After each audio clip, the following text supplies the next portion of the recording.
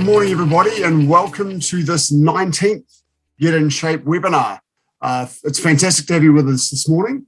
We have, of course, got recordings of all the previous webinars in the series, which you can find at advice.fsc.org.nz, along with the presentations and so forth. It is absolutely my pleasure this morning to welcome our amazing panelists. We've got Karty Mayne of Rosewill Consulting, a person with whom I worked when we were both at the FMA and is an absolute legend in the compliance space. I'm sure you're all familiar with Karty. And we're very privileged also to have Jeremy Muir, partner at MinterEllisonRuddWatts, from whom I give my favorite quote for everybody. I'm sure you've all read this wonderful document from the FMA about the licensing application guide. And I often quote when I run workshops and things at the moment, what Jeremy at the Get in Shape Roadshow that we had in February in Auckland, when he said, when you're answering questions from this document when you apply for your license, it's probably not a good idea to be answering no. And that's kind of a theme, I think, very much for the Get in Shape webinars, is to make sure that when you're going through applying for your license, you are able to and capable of answering yes to all of those questions and answering the questions appropriately when you do your applications. Remember, during this webinar, please fire through questions in the Q&A. I'll be monitoring Q&A and then firing questions through to Jeremy and Karty over the course of the session. So if you can put them in Q&A rather than in chat, because then I can follow things through and keep in touch with the webinar presenters during the call. So other than that, I will hand over to Jeremy and Karty, and thank you very much, both of you. Fantastic. Good morning, and thanks for that excellent welcome.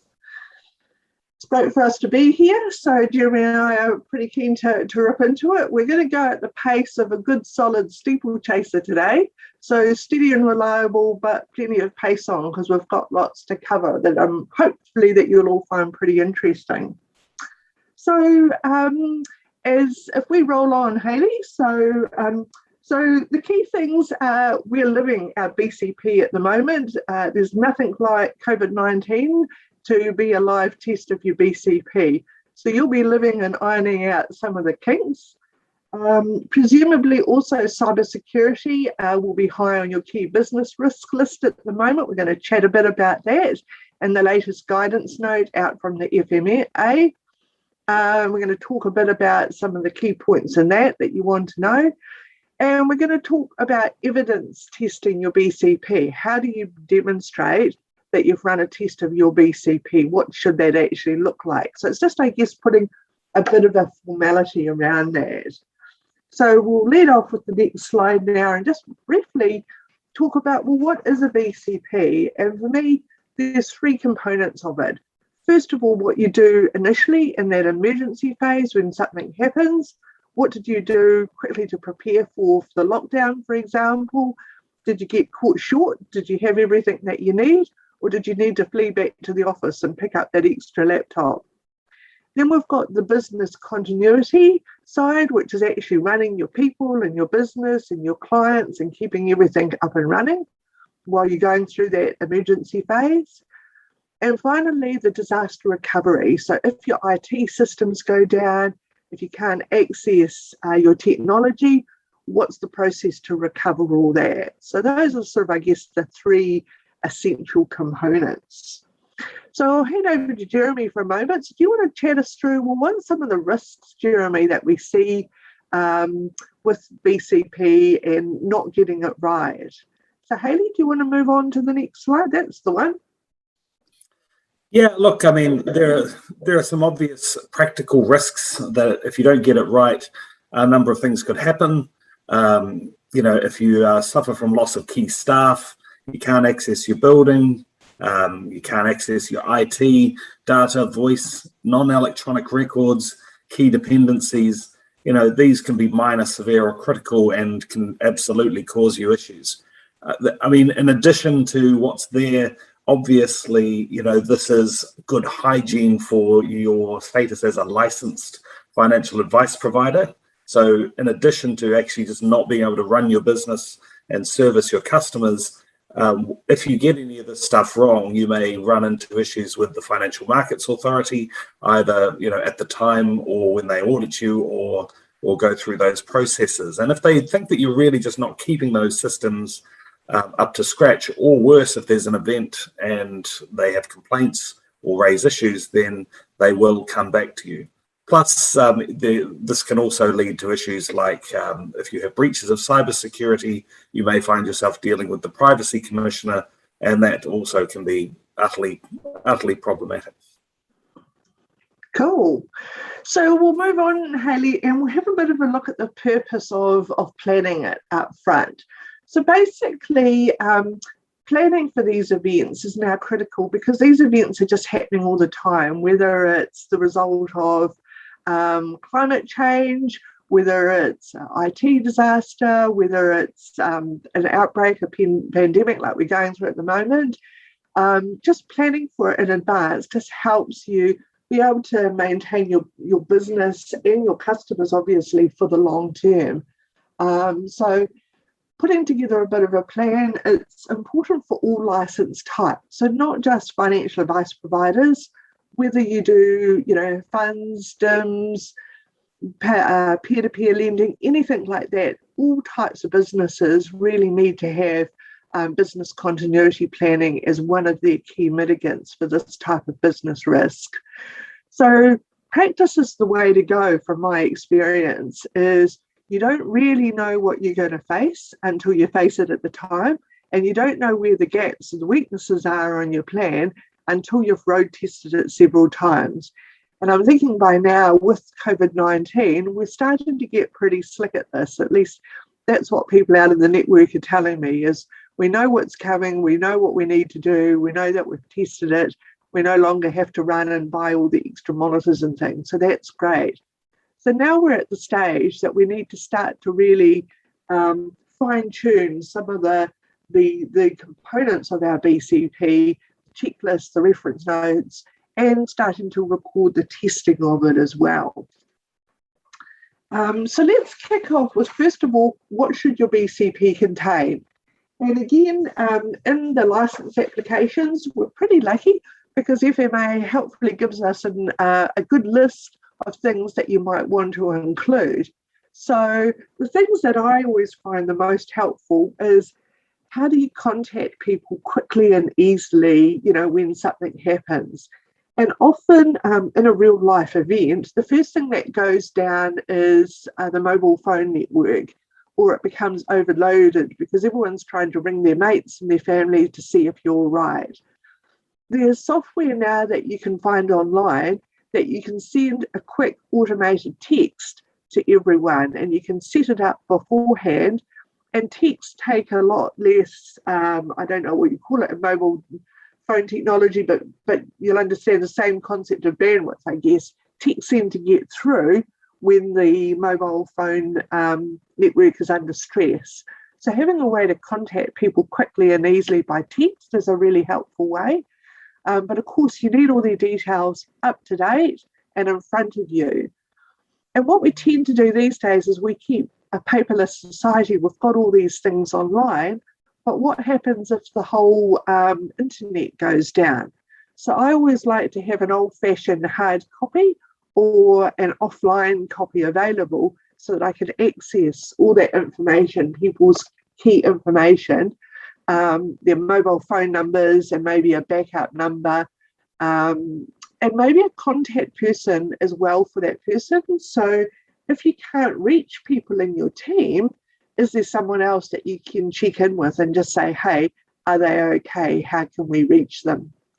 But the other things that I like to have in my BCP is a list of the people I might need to call in emergency.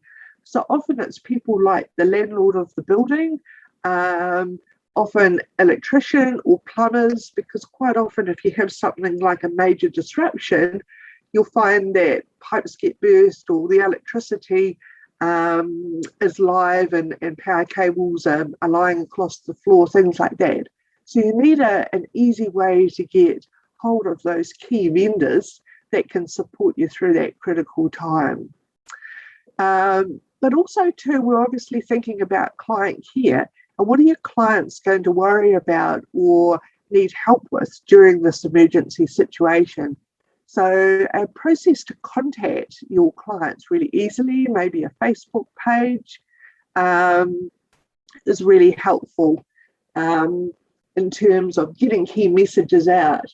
And I know some large companies have pre-prepared templates that they can load up on their website very quickly to give those key messages. And this is what the BCP is all about. It's all about planning what could happen and how do you prepare for those type of events. So we're also going to talk about the provision of backup arrangements or alternates. For example, a locum. So we've got a whole slide on that because I think that that's really an important component to think going forward. So let's move on to the locum now. And Jeremy, shall I hand over to you and we'll have a bit of a chat about what is good practice when you're setting up locum arrangements?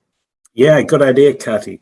I know there's also a question in the Q&A asking for the name of the texting software. I don't know whether you've got that to hand or we can put that out afterwards. Yeah, we'll put that out afterwards, I think. Yeah, so locum arrangements.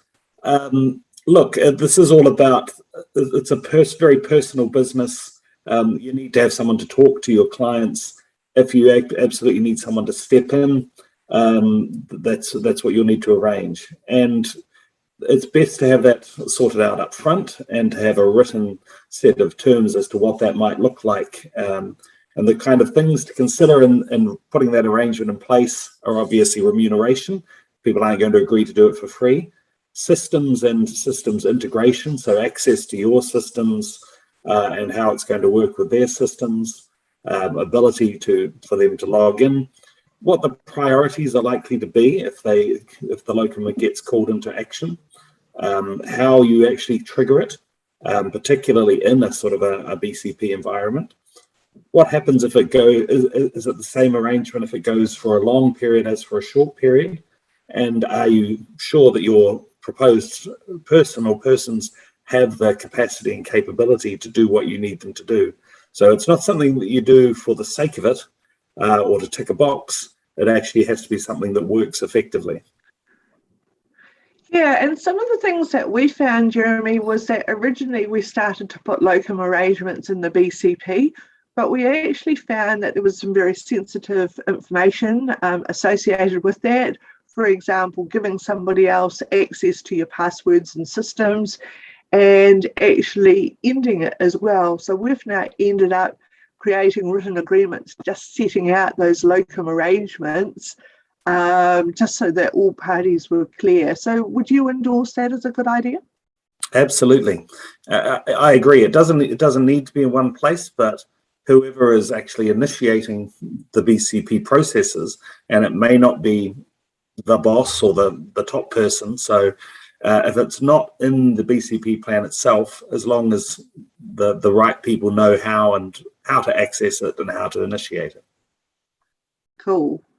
All right, so let's have a look at disaster recovery planning. So the key thing about disaster recovery planning is often we rely on our IT experts to do this function for us. And it could well be that it's a non-IT expert that actually needs to recover the data or run the backup system.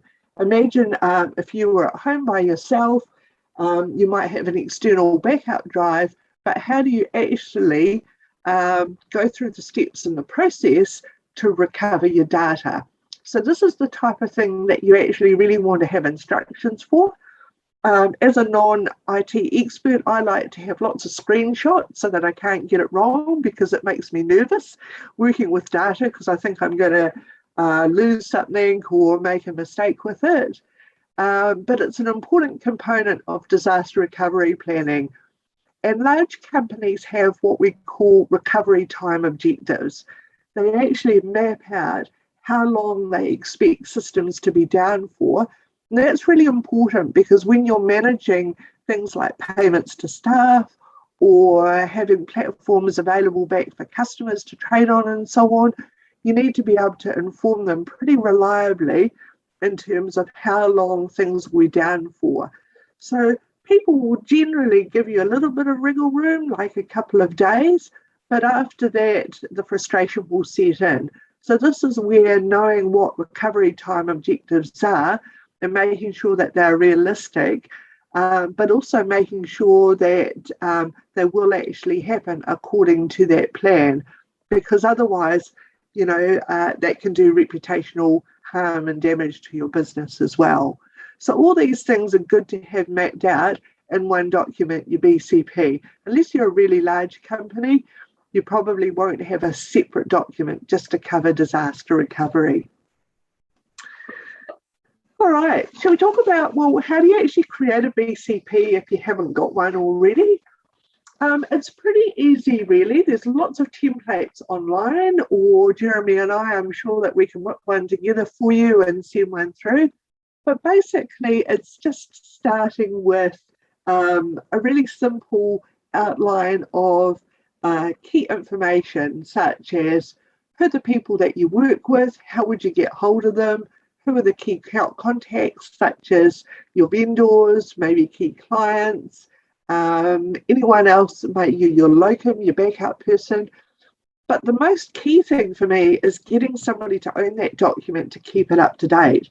The trouble with business continuity plans is they age very quickly, because somebody will change phones, change locations, change email addresses, whatever.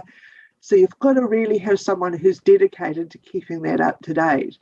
So if you're a small business, it might be your admin person, or if you're a sole operator, that will be up to you. But if you're a large company, find somebody who could actually has got a real interest in this and can help keep it up to date for you. All right, so the next one, Hayley, we'll talk a wee bit about some easy steps to have an effective BCP. So the key thing is training, and I think I mentioned that at the start. It's about practicing it, having training, having real life tests and exercises to make sure people know what to do. And that way things run like clockwork. And it's really about identifying out any pain points and making sure that things run as smoothly as possible. And it's an ongoing thing. We need to keep testing, keep training, keep adjusting it, because the situation that we'll face one day for an emergency event could be quite different the next event that we face. So we've really got to prepare for all the different eventualities that can happen. But don't forget, if you have the right framework and structure around it, you can absolutely count a real life event such as a COVID-19 lockdown as a BCP test. We just need to put a bit of structure and framework around it. And what does that look like? So we'll move on to the next slide, Hayley. So here's just an example of some very easy BCP tests and ways to record them. So first of all, can you get hold of everyone in an emergency? So put down the date that you tested it out, and then note down any comments. So what went well, what didn't go well, could you get hold of everyone? And so once you start to note down and isolate the problems with these type of tests, you can fix them. And next time you do them, see, well, did those things re-emerge, or did we have them covered off? So things like working from alternate premises. Okay, so the test is this time we went into lockdown, we all worked from home. What things went wrong? Did we have to duck back into the office and pick up some extra keypads or keyboards or mice or monitors or laptops, or what else was really important that we needed to carry on work? And again, make sure that you've got evidence, that you've thought about these things and you've written down what happened. Because when somebody comes to do a review of your business to check that you are compliant and you say, yes, we've been doing the testing, this is a very easy way just to demonstrate that test. And then plan out the next test. So I would suggest that BCP testing should be at least 6 monthly. That would be probably about the long term, even more frequent if you could. If you could run like a quarterly test would be better, just because we're finding the frequency of these events happening more and more often. And then we're going to start to look at things like testing recovery of your systems and file recovery, just imagining that you had one of these IT security type breaches. What about you, Jeremy? Have you got any sort of key methods for BCP testing? Yeah, look, I like the idea of using actual events like the current lockdown as a de facto test, which you can then record, and it is actually the best way of surprising yourself to see what might go wrong, rather than sort of allowing yourself to test for things that you think you'll pass. It's not, the idea of testing here is not to get a good grade for the end of the year. It is to actually make sure that what you have works. Because as we will say throughout, this isn't a box ticking exercise. Yes, you do need to have a BCP, so you can tick yes on that box in your full license application. But you'll actually run into far more issues down the track if your BCP doesn't work than through not having one to start with. So we would do, regular testing of these for our business, and suggest that you would do the same. And many of these different things here, and this is by no means intended to be an exhaustive list of things you might test, but many of them obviously you'll do at the same time. So there's a question, might sound silly, but how do we test a scenario? I mean, Karty, do you want to maybe pick one of these and talk about how you might in practice run, apart from what we're doing currently, but when we're not in an event, how you might run a test? Yeah, absolutely. So I guess back in my Guardian Trust days, when I was the BCP coordinator, we used to run tests. What we tried to do was mimic what type of situations that the business might come under. So in a trustee company, you're often, dealing with other people's money and looking after people who might be in a very vulnerable situation. So we used to draw up all sorts of tests about what could happen, about, possibly staff under stress, maybe being locked in a tea room, maybe facing somebody, who's got a knife or something like that. And then running a test with the managers to say, okay, how quickly can you round up your team, get them off the floor, get them to the designated area. So what we would do was just really create like a movie type script. We would sort of just plan out a bit of a scenario. Used to give a heads up to the CEO to say, hey, I want you to run a team meeting for an hour next Wednesday. Just make something up what the meeting's all about, but actually I'm going to hijack it with a test. And that was as much as he needed to know, and he was always quite happy about jumping in and helping. You need to be a bit imaginative and think about what could happen.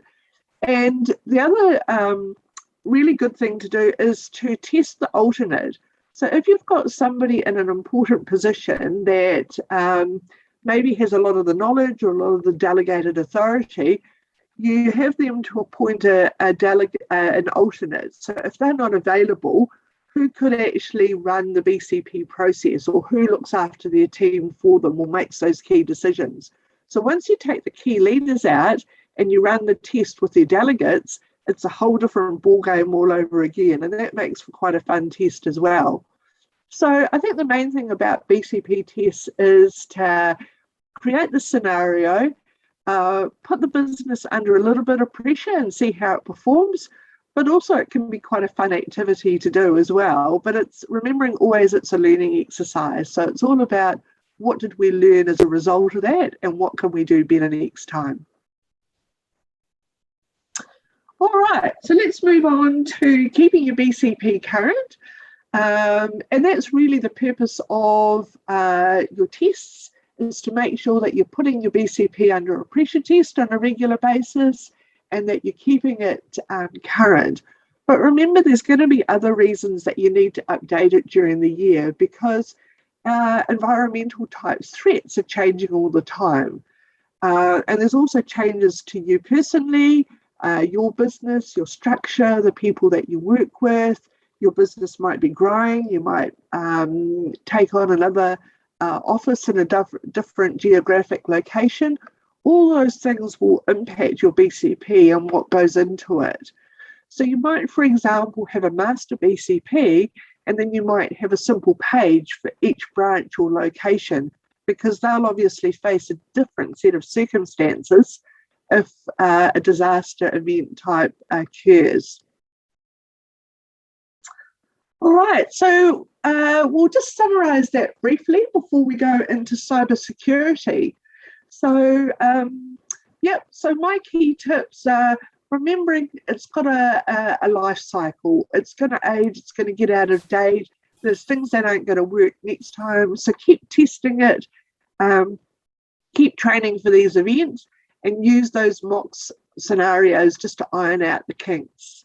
Anything else from your perspective there, Jeremy, in terms of I mean, all I would say is that in BCP land, the great question to sort of just keep throwing at it is, 4 words, but what if?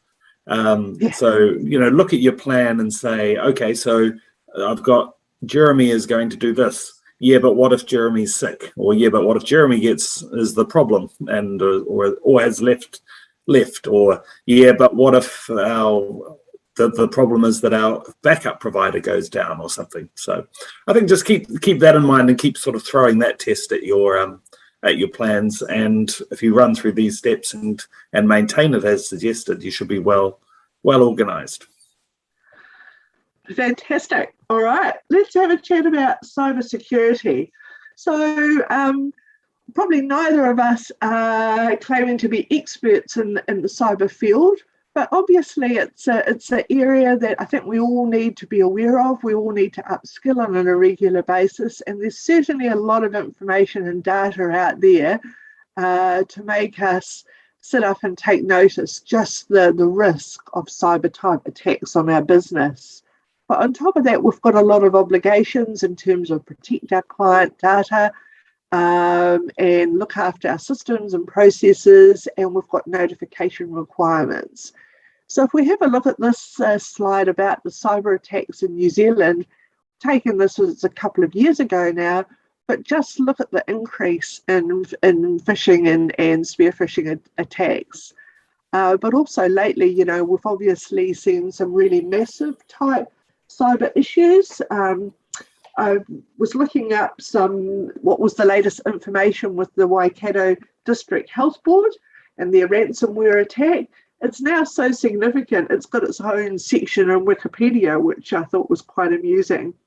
So basically, the hospital computer systems and phone lines were affected by a ransomware attack. That was just back in March. It's taken them a long time to recover from it.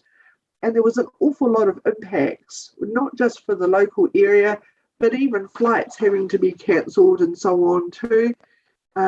So it's really had a serious impact.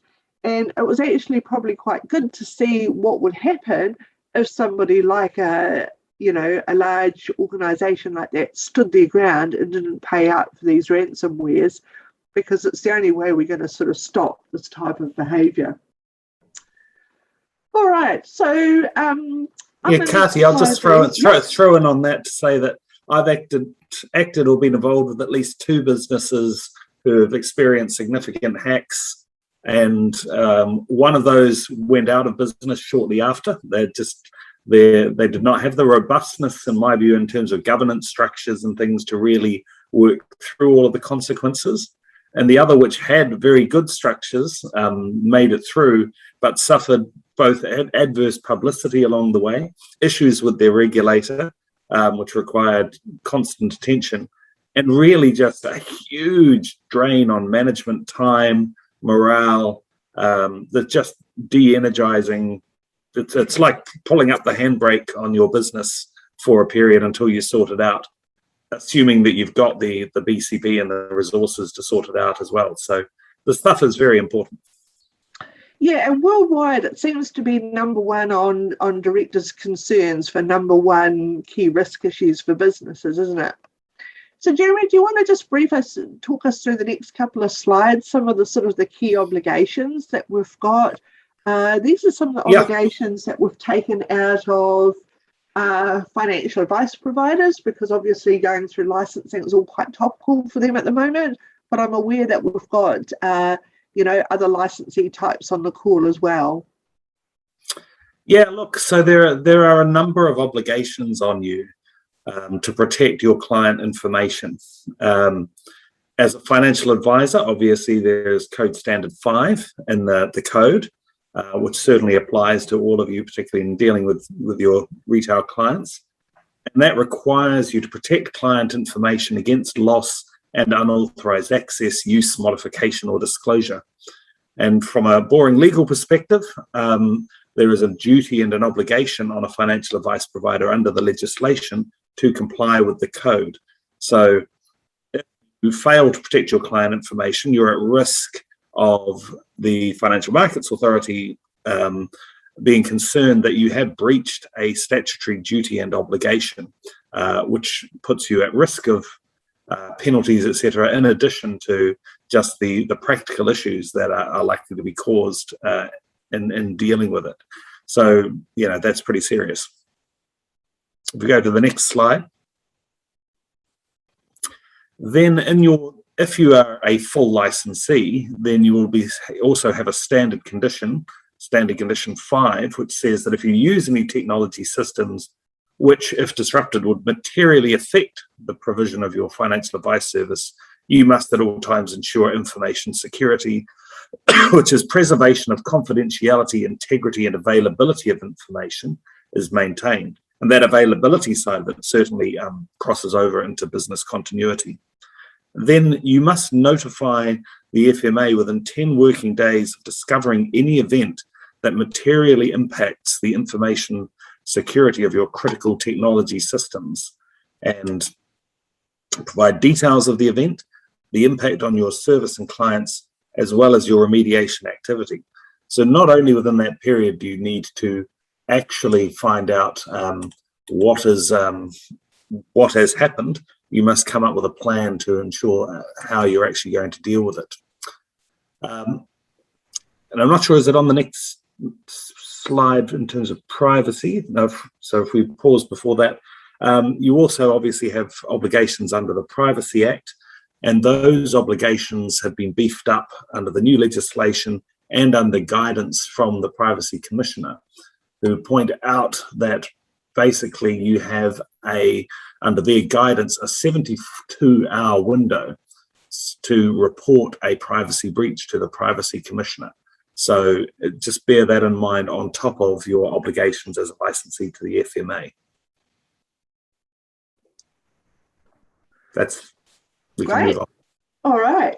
So again, for anyone going through FAP licensing at the moment, you're probably about to apply for your full license if you haven't already.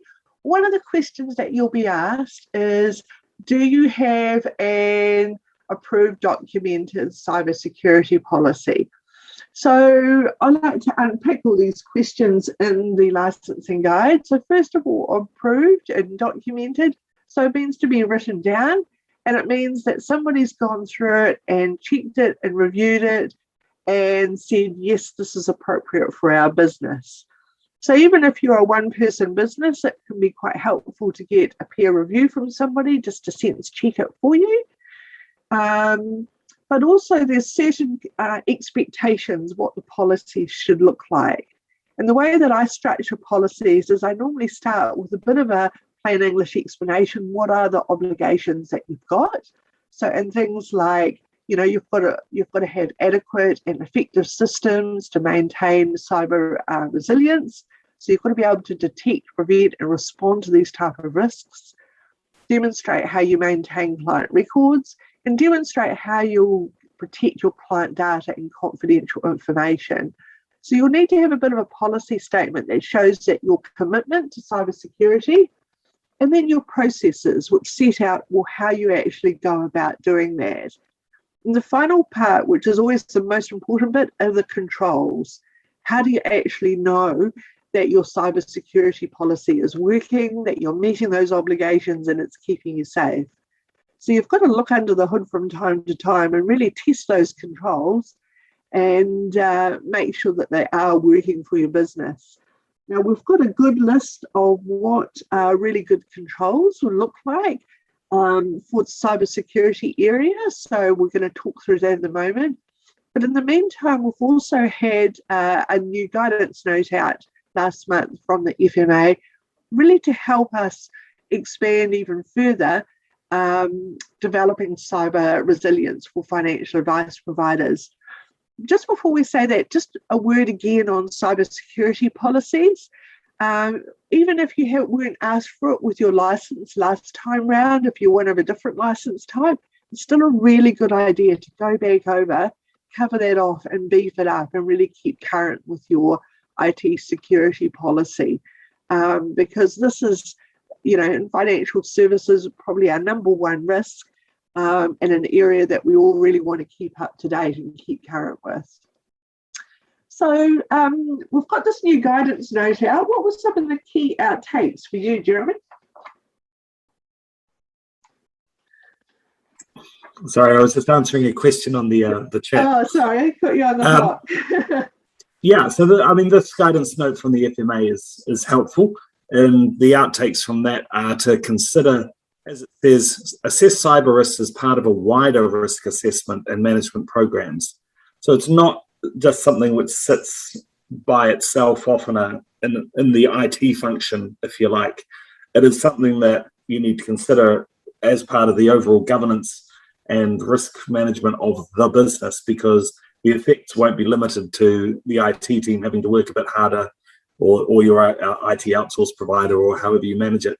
It will actually, the consequences will be business wide. So definitely keep it looking at it as part of that broad part of the business. Use recognized frameworks, balance protection and detection. Don't rely on protection only. So don't just set up systems and leave them. You actually do need to, actively be training people and looking for things as well. Within our business, we have, for example, a button on our Outlooks that if we get something which looks like a phishing attack in, or people are unsure about, you try to make it easy for people to just flick it through to someone to have a look at and say, no, that one's safe, you can deal with it, or otherwise.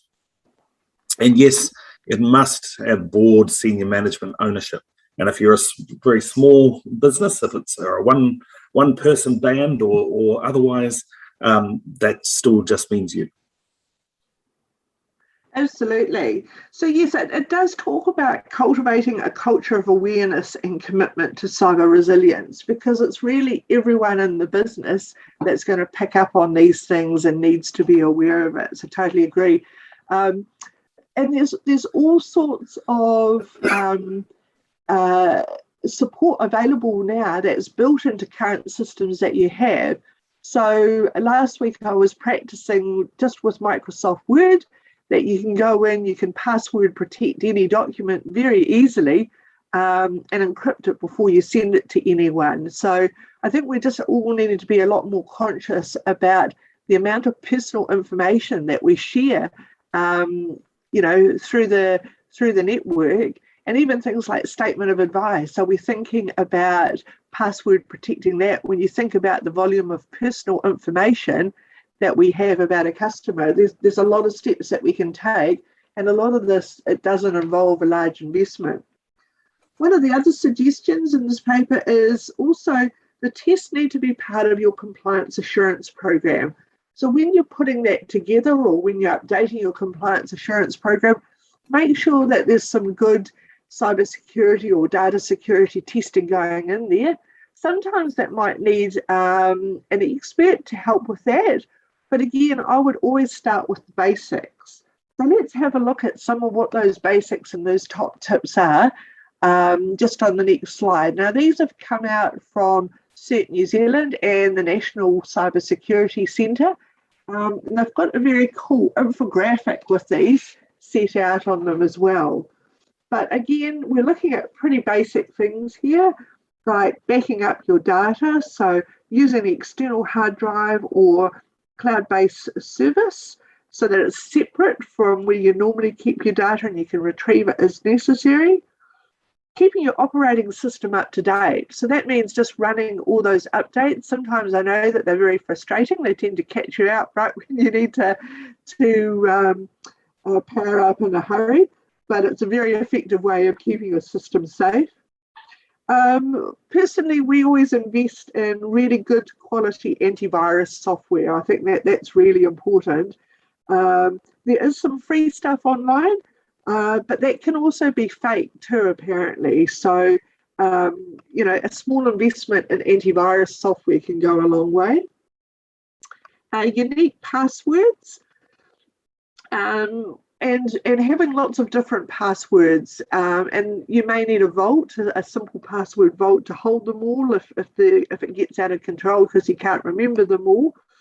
But remember, at the moment we've got all these in lockdown period, you've got all these people sitting at home thinking of ways to hack your system, and what you tend to see is lots of things happening on social media and all sorts of these fun and games, like tell me the name of your first pet, or tell me your mother's maiden name, and where was your first school that you went to. Now, this is these hackers looking for some of these common words that you might use in your password. And then what they're going to do is they're going to go online and test them all out to see if they can get through your systems. So the guidance that CERT New Zealand has said is come up with a unique password, something that's quite creative. It might not be a logical password, but it's something that it's less likely for somebody to be able to think of. So don't give out personal information in these social media type questions, because think about what is the underlying purpose. What about you, Jeremy? What are some of the ones here that you're most conscious of? Yeah, look, I mean, I think you've covered a lot of them. I mean, I was our firm's trust account supervisor for a while for my sins, and as part of that, we got a lot of information about various scams and things that people tried to run, and the ingenuity of the community of hackers out there is immense, and you also can't sort of underestimate their patience. So they will often, if they get access to your emails somehow, they may sit and squat for months, years, just sort of learning about the business and looking for the weak points, and then you can get people sort of jumping in on transactions and sending fake emails to sort of divert funds and things. All of that stuff, it's all about just training hypervigilance or just normal, regular vigilance into your staff to look out for things that are unusual. And in relation to passwords and all of these factors, I'd also say that a direct example from a case of a client that was hacked that we had was the actual, when it was traced down, the weakness in the system was traced to something that had been identified, marked for fixing, but hadn't been fixed fast enough, basically. So, if you actually identify an issue and it's on a list to be fixed, even if you think, well, that's sort of routine maintenance, effectively, we've spotted it, so no guarantee that a hacker has, we'll get to it when we get to it. You really need to sort of sit on top of these things and make sure people actually do them, because it looks even worse, in fact, down the track, if a regulator looks and says, oh, you actually had identified that weakness, but you haven't fixed it. So that's not a good situation to be in. No, absolutely. And CERT New Zealand has some really good sections on their website, so that if you do get hacked or you do get subject to one of these sort of cyber threats, exactly what to do. And as you say, speed is of the essence. The quicker that you address it and the quicker that you follow the process, hopefully the least damage actually gets done. So I think really reviewing that on a regular basis, because they are up to date with the most recent type of issues that are out there. So I think we've done pretty well for time, and we can go back over some of the questions that we've got. But I guess just before we hand back to Mark, are there any sort of key observations that have come out of those clients that you worked with that went through that? And it's sad to hear that it actually put one business out of business as a result of it. Is there any other sort of key lessons you think that were learned out of that exercise? Yeah, look, in both of the cases that I'm thinking of, the key lesson is that in one case, having sort of robust systems so that if, oh my God, something happens, it doesn't sort of descend to panic stations. It's right, okay, we planned for this. This is why we have business continuity plans. This is why we have cybersecurity plans. Let's just step through it. And, you know, really, if you need to get advice sort of early on to make decisions, because also, you know, you'll be having to make judgments as to just how important is this? I mean, is this something that I do need to notify the Privacy Commissioner? Knowing that if I notify the FMA, knowing that if I notify them, then I'm basically unlocking an opportunity for them to come and look over my business and criticize my business, and you know, I'm going to have to deal with all of that. And you know, you can't be put off from doing what you need to do, but you can have a rational discussion, possibly with external advisors to help to decide whether you actually meet the thresholds for reporting. So yeah, those are a couple of learnings. Only to say that hopefully it never happens to you, but if it does, being prepared does help. Yeah, absolutely. So we'll hand back over to Mark now. We might just recover some of the points that any of the questions came up with, if you like, Mark. But there was just a good comment come through just then from Rod, was remembering the physical impact, and totally agreed. You know, that was really the critical thing. And for me, that's the importance of BCP, is they actually save lives. You know, your people are your number one responsibility in an event.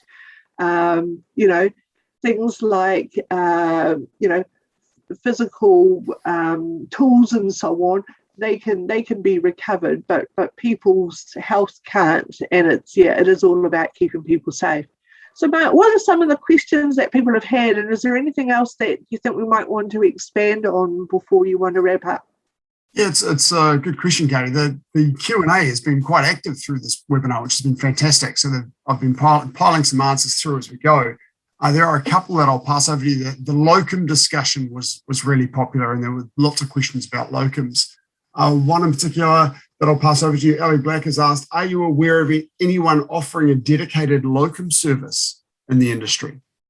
Look, I've been advising advisors, whether correctly or not, but perhaps not to take on too many locum advisor responsibilities.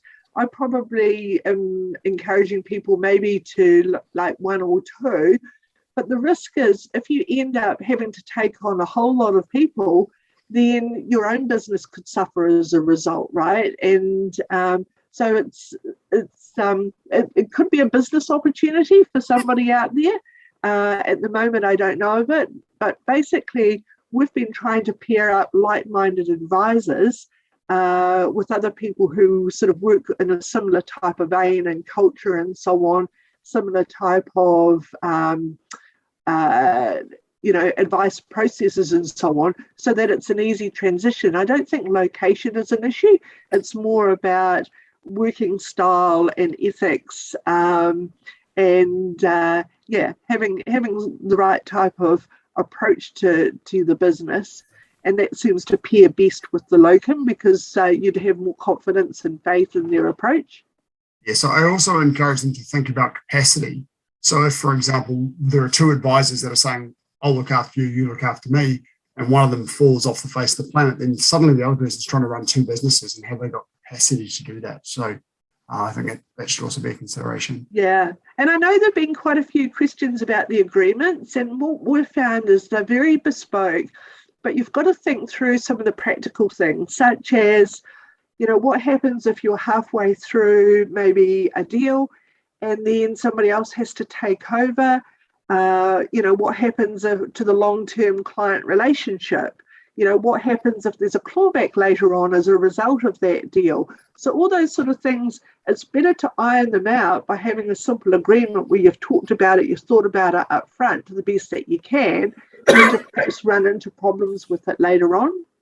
Yeah, it's interesting that you note that it's the agreement's very bespoke, because that was another question about whether there's a resources available to help create a local agreement. And as you say, it's about making sure that you get through all the details and identify all those points. And for me, one of the ones that I've been raising in webinars and recently is actually on the current slide around two-factor authentication. So if you're giving another person access to your systems through usernames and passwords, do they have their own username and password, or are you going to give them yours? And if you've got two-factor authentication turned on and they type in a username and password and it sends a text message to your telephone, that's a problem. They can't get into the system. So yeah, there's some key things. Yeah, that's another but what if example, isn't it? So you think through all of the scenarios and say, yes, that'll work if all's well, but what if?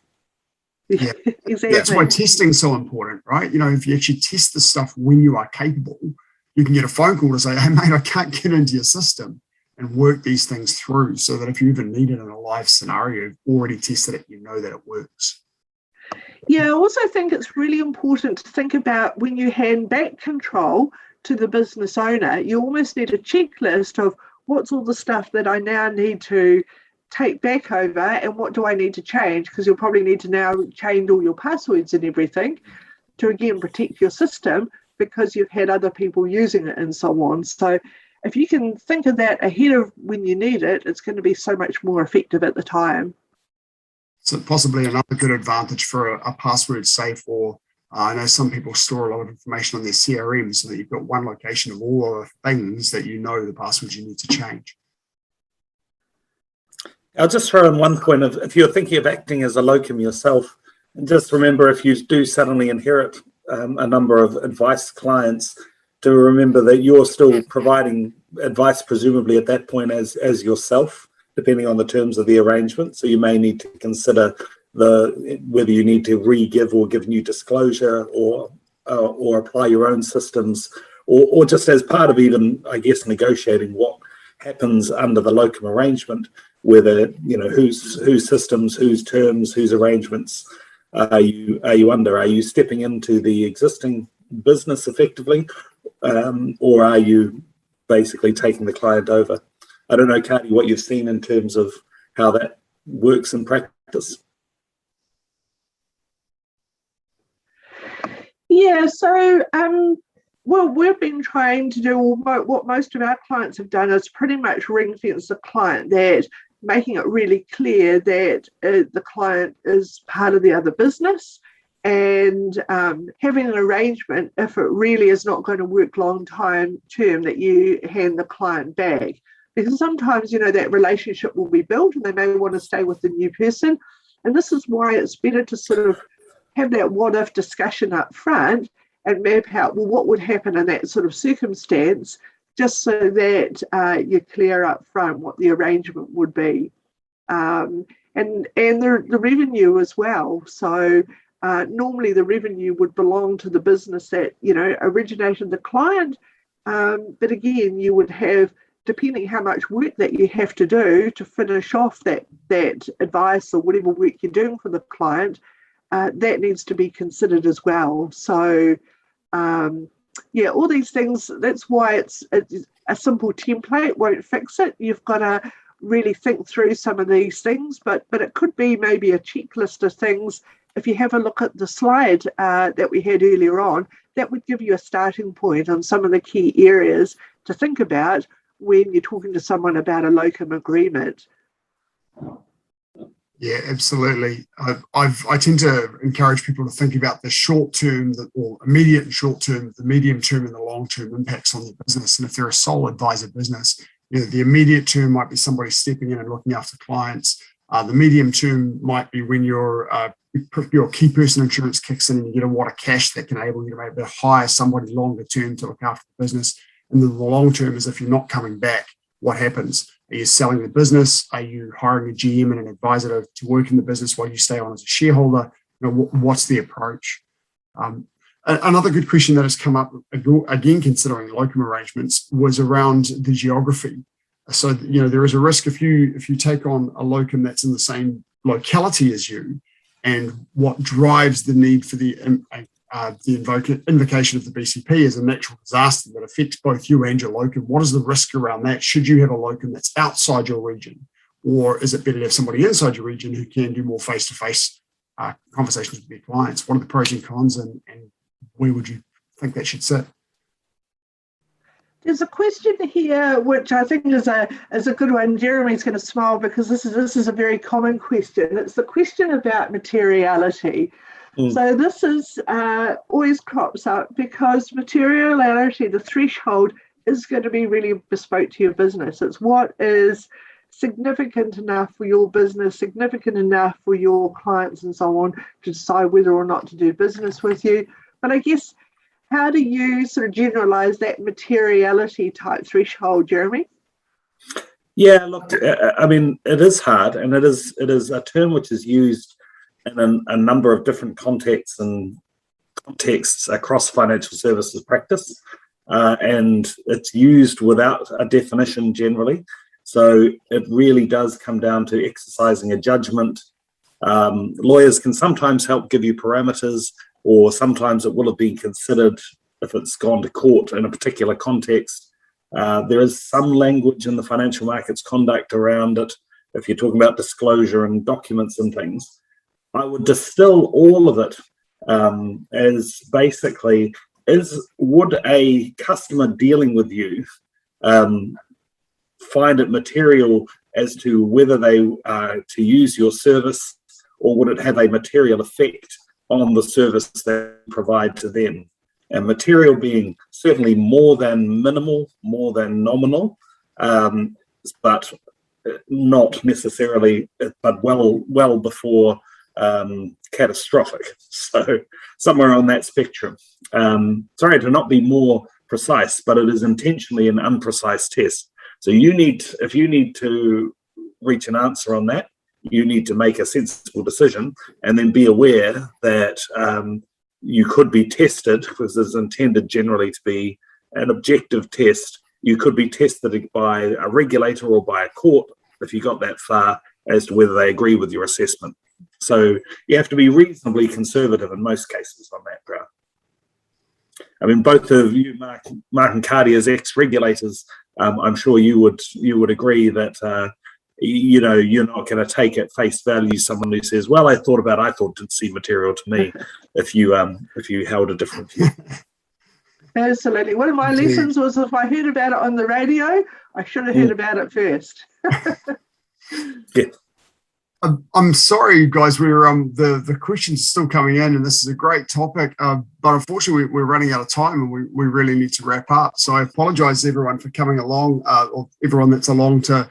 This is just such a great and detailed topic, but I think we need to move forward to our final slides, so that I can say a very big thank you to Jeremy and to Karty for coming along and giving their expertise. And as I say, now the link that I gave you, advice.fsc.org.nz, that should work without the www. And if you have any trouble, I put into the Q&A the actual link it goes to, which is just a little bit less intuitive. So try advice.fsc.org.nz, and all these slides will be posted. So you'll have Karty and Jeremy's contact details there. So a huge thank you to both of you. And then if we just move on to the next slide, I'd like to note that our next webinar in this series is on financial management and commercial considerations. We've got David Greenslade and David Ireland for that, which will just be amazing. At the moment, it's scheduled for the 22nd of October, but do watch that date because we'd scheduled not to have one in September because of the FSC conference in September. And with the current lockdowns, we don't know whether the FSC conference will be moved, and if so, we might do this in September instead. So keep your eye on that. Our registration details, of course, are on the FSC website under events, and you can contact FSC at fsc.org.nz. So a final huge thank you to Jeremy and to Karty for your help and expertise. This has been such a great topic and a very valuable webinar. And the recording will be available soon, and I'll look forward to seeing you all again very soon. Thanks so much for your time.